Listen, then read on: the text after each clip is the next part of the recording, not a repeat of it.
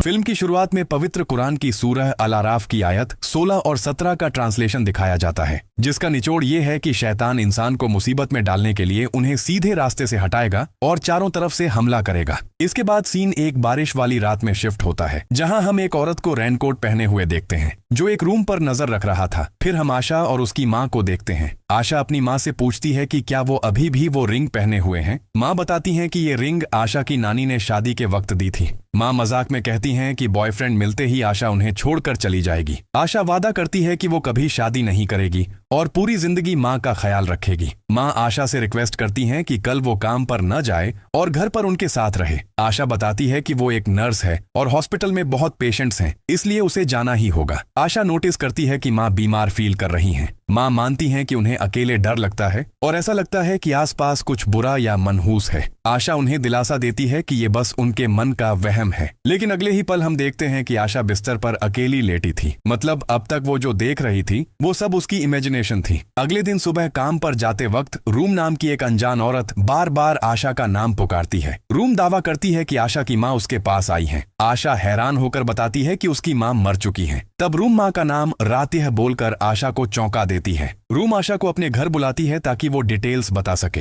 पहले तो आशा काम का बहाना बनाकर मना कर देती है, लेकिन जब रूम उस सीक्रेट रिंग का जिक्र करती है जो सिर्फ आशा और उसकी माँ जानती थीं, तब आशा जाने को राजी हो जाती है। रूम अपने घर में आशा के साथ मोमबत्ती जलाकर एक रिचुअल शुरू करती है। वो आशा से कहती है कि मोमबत्ती बुझते ही उसकी आत्मा बॉडी से निकल जाएगी और तब अगर आशा अपनी मरी हुई माँ को बुलाएगी तो वो जवाब देंगी। मोमबत्ती बुझने के बाद आशा अंधेरे में अपनी माँ को पुकारती है। उधर से मरी हुई माँ जवाब देती है, जिसे सुनकर आशा रोने लगती है। तब फ्लैशबैक में माँ की मौत का वक्त दिखाया जाता है। रूम जब आशा की माँ की आत्मा को अपने अंदर लेती है तो कहती है कि उसे बहुत ठंड लग रही है और वहाँ उसका दम घुट रहा है। आशा रोते हुए माफी मांगती है। सीन कट होकर हॉस्पिटल में आता है, जहाँ कुछ नर्सेस शांति नाम की एक कलीग के बारे में बात कर रही हैं। शांति को बीमारी की वजह से नौकरी से निकाल दिया गया है। वो असल में बुजुर्ग पेशेंट्स के घर जाकर उनकी देखभाल करती थी। नर्सेस में अगस्त नाम का एक लड़का दावा करता है कि शांति जिस घर में काम करती थी वो हॉन्टेड था। अफवाह है कि वहाँ का पेशेंट अमीर बनने के लिए ब्लैक मैजिक करता था। अनी नाम की दूसरी नर्स इन बातों को बकवास बोलकर टाल देती है। उस रात शांति को दिखाया जाता है। वो अपने रूम में लेटी थी। अचानक अजीब आवाज सुनकर वो उठ बैठती है। दरवाजे के ऊपर उसे एक अजीब बूढ़ा इंसान दिखाई देता है। डर के मारे वो कंबल के नीचे घुस जाती है, लेकिन वो शैतान रेंगते हुए भयानक तरीके से उसके खाट पर आ बैठता है। सीन यहाँ कट होकर वापस हॉस्पिटल आता है। नर्सेस फिर से बहस करने लगते हैं। अगस्त की भूत वाली कहानी पर कोई यकीन नहीं करता। वो लोग रामा से कहते हैं कि आशा से पूछो, क्या वो सच में शांति की छोड़ी हुई वो जॉब लेगी। रामा बताता है कि आशा का अब भी वाला घर उसे उसकी माँ की याद दिलाता है, इसलिए वो शायद नई जॉब शुरू करना चाहती है। दूसरी नर्सेस आशा की माँ की मौत के बारे में बात करने लगती है। सुना है कि आशा की माँ लंबे समय से डिप्रेशन में थी और उन्होंने सुसाइड कर लिया था। जिस दिन वो मरी, आशा अपनी ड्यूटी खत्म करके रामा के साथ डेट पर थी। वो अफसोस करते हैं कि अगर आशा जल्दी घर आ जाती तो शायद अपनी माँ को बचा लेती। इसके बाद रामा आशा के पास जाकर पूछता है कि वो होम केयर वाला काम कब से शुरू करेगी। आशा बताती है कि वो कल से शुरू करने का प्लान कर रही है। रामा उसे शांति से बात करने को कहता है और जरूरत पड़ने पर ड्रॉप करने का ऑफर भी देता है। रामा आशा को छोड़ने जाना चाहता था, लेकिन वो मना कर देती है। रामा उस रात के लिए माफी मांगता है जब आशा की माँ की मौत हुई थी, लेकिन आशा उसे तसल्ली देती है कि उसमें रामा की कोई गलती नहीं थी। अगले दिन आशा मिस्टर एलहम के घर पहुंचकर अपना इंट्रोडक्शन देती है और बताती है कि कल रात उसने काम के लिए मैसेज किया था। मिस्टर एलहम उसे इज्जत से अंदर बुला लेते हैं। वो पेशेंट की हालत बताते हैं। पिछले 1 साल से पेशेंट को बोलने में दिक्कत है और वो डॉक्टर के पास नहीं जाना चाहते। पेशेंट ज्यादातर बिस्तर पर लेटा रहता है और कभी कभी गुस्सा भी करता है। जब आशा फैमिली डॉक्टर का पूछती है तो एलहम बताते हैं कि उनके जान पहचान वाले सारे डॉक्टर मर चुके हैं। फिर वो आशा को पेशेंट का खास ख्याल रखने का ऑर्डर देते हैं। मिस्टर एलहम पूछते हैं कि क्या आशा इस घर में अकेले रह पाएगी। वो वार्न करते हैं कि पिछली नर्सेस की तरह बिना बताए वो भी काम छोड़कर भाग न जाए। वो बताते हैं कि उनकी वाइफ मिया भी इसी घर में रहती हैं। उधर हॉस्पिटल में रामा अपने कलीग्स से शांति के बारे में पूछता है। पता चलता है कि काम छोड़ने के बाद से ही शांति बीमार है और किसी के मैसेज का रिप्लाई नहीं दे रही। रामा शांति का एड्रेस मांगता है। इधर आशा पेशेंट को साफ करने का काम शुरू करती है। वो पेशेंट से कहती है कि अगर दर्द हो तो बता देना।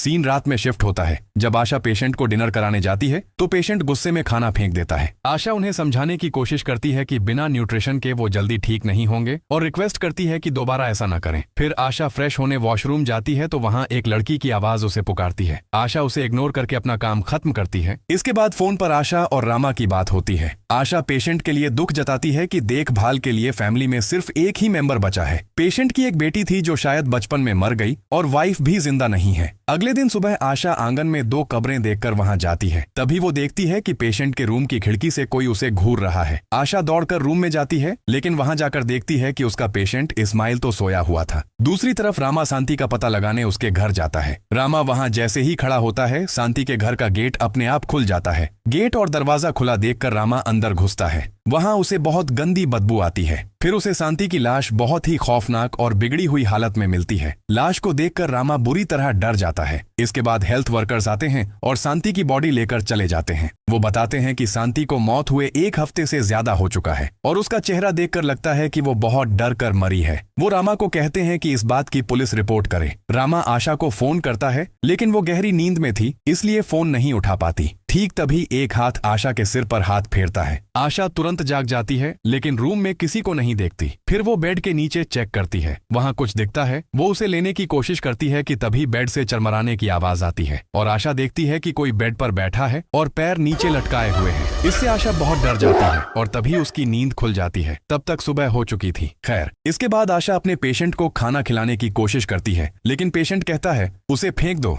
इस्माइल फिर से खाना फेंक देता है। आशा गहरी सांस लेकर इस्माइल को समझाती है कि अगर वो ऐसा बिहेव करते रहेंगे तो ठीक नहीं हो पाएंगे। फिर फ्लोर साफ करते वक्त आशा को मिस्टर इस्माइल के बेड के नीचे कुछ मिलता है। ठीक तभी दूसरे बेड के नीचे भी उसे वैसी ही एक चीज मिलती है। आशा ज्यादा नहीं सोचती और उन्हें डस्टबिन में फेंक देती है। जब वो कचरा फेंकने जाती है तब हम पहली बार मिस्टर एलहम की वाइफ को देखते हैं। उधर हॉस्पिटल की शांति देखकर रामा और फिरमान बात करते हैं कि ये हॉस्पिटल है या कब्रिस्तान पता नहीं चलता। फिर रामा वॉशरूम जाता है। अचानक लाइट चली जाती है। अंधेरे में रामा वॉशरूम से बाहर आता है और फिरमान को ढूंढने लगता है। अचानक वहां शांति का घोस्ट देखकर रामा डर जाता है और बाहर निकलने की कोशिश करता है लेकिन दरवाजा लॉक था। रामा दूसरे दरवाजे से निकलने की कोशिश करता है तो शांति का घोस्ट उसके सामने आ जाता है। ठीक तभी लाइट आ जाती है और फिरमान भी आ जाता है। फिरमान पूछता है क्या हुआ, लेकिन रामा बात टाल देता है। रामा घर जाकर भी उस घटना को भुला नहीं पा रहा। खैर, सुबह आशा उठती है और अपने बेड के नीचे उन अजीब चीजों की फोटो खींचकर निकल जाती है। आशा मिस्टर इल्हम के लिए एक नोट छोड़ जाती है। उसमें लिखा था कि फैमिली प्रॉब्लम की वजह से उसे पूरे दिन के लिए बाहर जाना है और वो शाम को वापस आएगी। उधर आशा और रामा मोटरसाइकिल से एक घर के सामने पहुंचते हैं। रामा घर के बारे में पूछता है तो आशा कहती है कि यहाँ रहने वाले उनकी मदद कर सकते हैं। वो दरवाजा खटखटाते हैं। आशा असल में रामा को लेकर रूम के पास आई थी। रूम उन्हें देखकर हैरान होती है और अंदर बुलाती है। आशा रूम को मिस्टर इस्माइल के रूम में मिली चीजों की फोटो दिखाती है और पूछती है ये क्या है। रूम बताती है कि ये एक कवच है। आमतौर पर ये सेफ्टी के लिए होता है लेकिन कुछ कवच बीमारी या बड़ी मुसीबत ला सकते हैं। रूम के हिसाब से ये कवच मनहूस है। आशा बताती है कि उसे ये अपने और पेशेंट के बेड के नीचे मिला है। रूम अंदाजा लगाती है कि शायद मिस्टर इस्माइल सच में बीमार नहीं है बल्कि उनकी खुद की फैमिली ने उन्हें कर्ज दिया है। रूम अचानक रामा का वेतोन यानी जावानीज कैलेंडर के हिसाब से बर्थ टाइम पूछती है। रामा बताता है कि उसका वेटोन क्लीवोन ट्यूसडे है। रूम खुश होकर कहती है कि यह बहुत पावरफुल और पवित्र वक्त है। इस वक्त पैदा हुए लोगों पर काला जादू कोई असर नहीं करता। रूम आशा को इंस्ट्रक्ट करती है कि घर जाकर वो कवच जला दे और जलाते वक्त एक स्पेशल मंत्र पढ़े। इसके बाद वो रूम से विदा लेकर निकल जाते हैं। रामा आशा से पूछता है कि उसने शांति के बारे में रूम को क्यों नहीं बताया। आशा कहती है कि उसने पहले ही बता दिया था और रूम के हिसाब से शांति उस घर में काम करने से पहले ही बीमार थी। रामा रूम पर भरोसा नहीं करता लेकिन आशा करती है क्योंकि रूम ने पहले उसकी मदद की थी। आशा बताती है कि मिस्टर एल्हम उसका वेट कर रहे हैं इसलिए वो लेट नहीं होना चाहती। घर पहुंचकर आशा चुपके से वो ताबीज जलाने का रिचुअल शुरू करती है। वो कवच में आग लगाकर मंत्र पढ़ने लगती है। अचानक मिस्टर एल्हम की वाइफ मिया दरवाजे पर जोर जोर से धक्का देने लगती है। मिया अंदर आती है और उसे जलने की बदबू आती है। वो समझ जाती है कि कुछ जलाया गया है और आशा से सवाल जवाब करती है। मिया कहती है कि उसने आशा को अंदर अकेले बात करते हुए सुना है। वो आशा को सख्ती से वार्न करती है कि उसका काम बस उस बूढ़े आदमी का ख्याल रखना है, दूसरे मामलों में टांग अड़ाना नहीं। आशा बताती है कि उसे इस घर में बुरे सपने आ रहे हैं, लेकिन मियाँ उसे डांट कर चुप करा देती है। मियाँ कहती है कि आशा इस घर की हिस्ट्री के बारे में कुछ नहीं जानती। उस रात आशा अपनी माँ को देखती है। माँ उसे रूम में एक सीक्रेट रास्ता दिखाती है। आशा अलमारी हटाकर उस सीक्रेट रास्ते से आगे बढ़ती है। वहाँ उसे एक कमरा मिलता है जो असल में सैक्रिफाइस रूम था। आशा जल्दी जल्दी वहाँ की फोटोज लेने लगती है। उधर जब रामा सो रहा था तभी अपने रूम में शांति का घोस्ट देखकर वो बुरी तरह डर जाता है। तभी उसकी नींद खुल जाती है, यानी ये उसका बुरा सपना था। अगले दिन सुबह मियाँ आशा को न देखकर इस्माइल के रूम में जाती है। फिर वो अपने हस्बैंड एलहम को बुलाती है। एलहम के आते ही मियाँ उससे पूछती हैं कि क्या वो जानता है इस घर में एक सीक्रेट रूम है। वो जब तक जवाब नहीं देता मियाँ उस पर दबाव डालती रहती है। एलहम मान लेता है कि उसे सीक्रेट रूम के बारे में पता था। मियाँ हैरान और निराश होती है कि शादी के इतने सालों बाद भी एलहम ने ये राज उससे छुपा कर रखा। इसके बाद मियाँ मिस्टर टाटो को फोन करके तुरंत घर आने की रिक्वेस्ट करती है। सीन चेंज होता है और हम रामा को देखते हैं जो रूम के पास गया था। रूम रामा को देखकर कहती है कि उसे पहले ही एहसास हो गया था कि रामा आ जाएगा। उधर मिस्टर टाटो घर पहुंचते हैं तो मियाँ उन्हें बताती है कि उसने घर के ऊपर वाले फ्लोर पर एक सैक्रिफाइस रूम ढूंढ लिया है। दूसरी तरफ रूम रामा को बताती है कि आशा ने जो फोटो भेजी है उससे साबित होता है कि उस घर में सच में किसी सुपरनैचुरल एंटिटी को पाला जा रहा है। इधर टाटो बताता है कि उसने खास जगहों पर वो कवच रखे थे जो घर वालों को प्रोटेक्ट करेंगे और बाहर के किसी बुरे इरादे वाले को घुसने से रोकेंगे। वहीं रूम कंडांग बोबराह नाम के एक काला जादू के बारे में बताती है। जो लोग अमीर बनने के लिए ये जादू करते हैं उनके घर का कोई ना कोई हिस्सा हमेशा रेनोवेशन या रिपेयर में रहता है और फैमिली का कोई एक मेंबर कम उम्र में मर जाता है। इधर टाटो इस्माइल की छोटी बेटी की फोटो देखकर उसके बारे में पूछता है। एलहम बताता है कि वो 13 साल की उम्र में मर गई थी और डॉक्टर्स उसकी मौत की कोई वजह नहीं बता पाए। मियाँ टाटो को ऊपर वाला कमरा दिखाना चाहती है। आशा जब शमन की फोटो भेजती है तो रूम देखकर वार्न करती है कि शमन अच्छे और बुरे दोनों हो सकते हैं, इसलिए केयरफुल रहना जरूरी है। रूम बताती है कि इस घर की बुरी शक्ति हर 8 साल में सैक्रिफाइस मांगती है। इधर एलहम टाटो को बताता है कि बहन की मौत के ठीक 8 साल बाद उनकी मां ने पिता के बेड के सामने फांसी लगा ली थी। उधर रूम कहती है अगर डील में कोई गलती हो जाए तो स्पिरिट गुस्सा हो जाती है। इस्माइल शायद डर गए थे कि अगला हमला उनके बेटे पर होगा, इसलिए उन्होंने वो कमरा बंद कर दिया था। एलहम बताता है कि 3 साल पहले दरवाजा बंद करने के बाद से ही पापा बीमार पड़ने लगे। रूम समझाती है कि सुपरनेचुरल शक्ति के लिए अलग कमरा चाहिए होता है जहां उसे खाना या सैक्रिफाइस दिया जाए। शैतान जितना बड़ा होता है बलिदान भी उतना बड़ा लगता है, यहाँ तक कि इंसान की जान भी। दरवाजा बंद होने के बाद से वो शैतान गुस्से में अंधेरे में सही वक्त का इंतजार कर रही है। वो एलहम के पापा को तब तक मरने नहीं देगी जब तक वो पूरी फैमिली को मारकर बदला न ले ले। शैतान अभी कमजोर है, इसलिए वो ताकतवर होने के लिए बाहर की मदद चाहती है।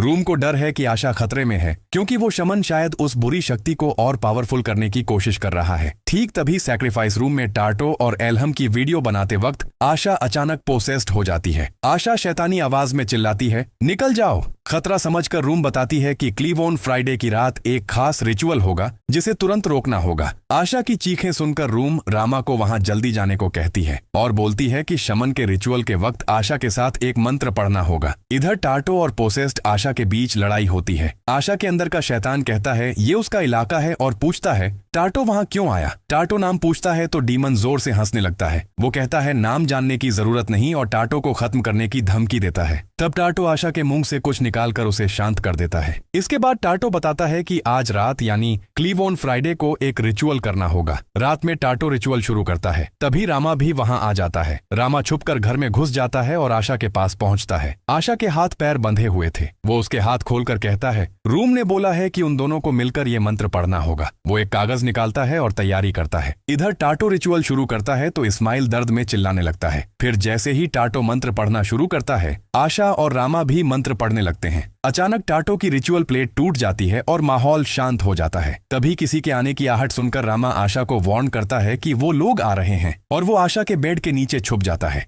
टाटो मियाँ को बताता है कि आशा अब पहले से बेहतर है। फिर टाटो जाने की तैयारी करता है। उनके रूम से जाते ही रामा बेड के नीचे से निकलता है और उसे आशा के बैग में एक नोट मिलती है जिसमें लिखा था क्लीवोन फ्राइडे को मिस्टर इस्माइल के रूम के ठीक नीचे 12 बार ये मंत्र पढ़ना होगा। रामा वो नोट अपने पास रख लेता है और आशा को बताता है कि वो उसे बाद में लेने आएगा। इसके बाद सीन शिफ्ट होता है रूम पर जो एक खास रिचुअल शुरू कर चुकी है। वो आग जैसा कुछ इस्माइल के घर की तरफ भेजती है। फिर आशा अपने रूम से निकलकर सैक्रिफाइस रूम में आ जाती है जहां वो अपनी मां को देखती है। इधर ऊपर से आवाज सुनकर मियाँ की नींद खुल जाती है और वो भी सैक्रिफाइस रूम में चली जाती है। वहां खिड़की हिलते देख मियाँ खिड़की की तरफ जाती है। अचानक कोई मियाँ को धक्का देकर नीचे गिरा देता है। थोड़ी देर बाद एलहम की आंख खुलती है और बगल में मियाँ को न देखकर वो उसे ढूंढने निकलता है। बाहर आते ही वो मियाँ को आंगन में मरा हुआ पाता है। तभी अपने बाप की हंसी सुनकर एलहम का दिमाग खराब हो जाता है और वो अपने बाप को मारने जाता है। दूसरी तरफ रामा फिर से रूम के पास जाता है। रूम रामा को देखकर कहती है कि उसे पहले ही एहसास हो गया था कि रामा आज उसके पास आएगा। इधर एलहम अपने बाप को रूम में न पाकर सैक्रिफाइस रूम की तरफ जाता है। उधर रामा वो ताबीज और नोट निकालकर रूम से सवाल करता है। वो कहता है कि यही सेम ताबीज उसने शांति के घर देखा था, तो अब ये आशा के बैग में क्यों है।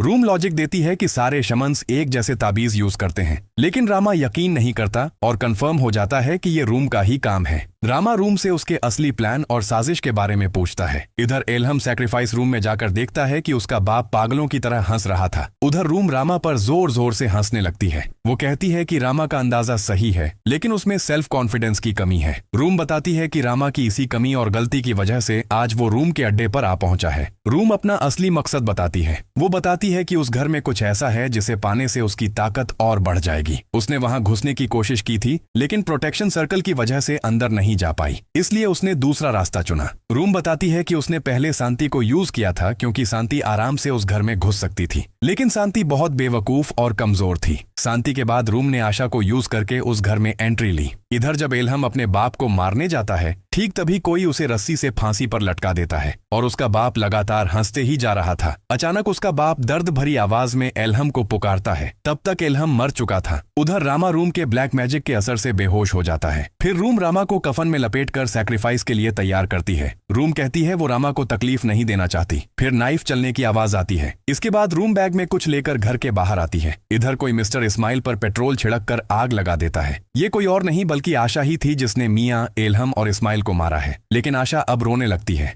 दूसरी तरफ रूम भी अपने साथ में वो बैग लेकर इस घर की तरफ आ रही थी। इधर आशा अचानक उस शैतान को देखकर बुरी तरह डर जाती है। तभी रूम भी उस घर में एंटर करती है। रूम देखती है कि आशा रो रही है और सिसकते हुए कह रही है कि उसे ये सब करने के लिए मजबूर किया गया था। रूम बैग से रामा का कटा हुआ सर निकालकर टेबल पर रखती है। इसके बाद वो शैतानी पूजा शुरू करती है। वो काजीमान नाम के एक पावरफुल शैतान को क्लीव ऑन ट्यूसडे को पैदा हुए रामा का कटा हुआ सर ऑफर करती है। वो काजीमान से अपना प्रोटेक्टर बनने की रिक्वेस्ट करती है। काजीमान दहाड़ते हुए बोलता है और पूछता है कि क्या रूम उसकी शर्तें जानती है। रूम वादा करती है कि वो अपनी पूरी जिंदगी काजीमान की डिमांड्स पूरी करेगी। फिर रूम वहां से काजीमान की एक चीज लेकर आशा के पास जाती है। एक फ्लैशबैक में दिखाया जाता है कि रूम आशा को लालच देती है। अगर वो मदद करेगी तो आशा अपनी मरी हुई माँ को फिर से देख पाएगी। माँ को देखने की चाहत में आशा रूम की मदद करने का वादा कर देती है। मतलब ये सब कुछ रूम ही कर रही थी ताकि वो काजीमान शैतान को अपना बना सके और अपनी पावर और प्रॉपर्टी बढ़ा सके। और रामा रूम का शिकार बना अपने बर्थ टाइम की वजह से,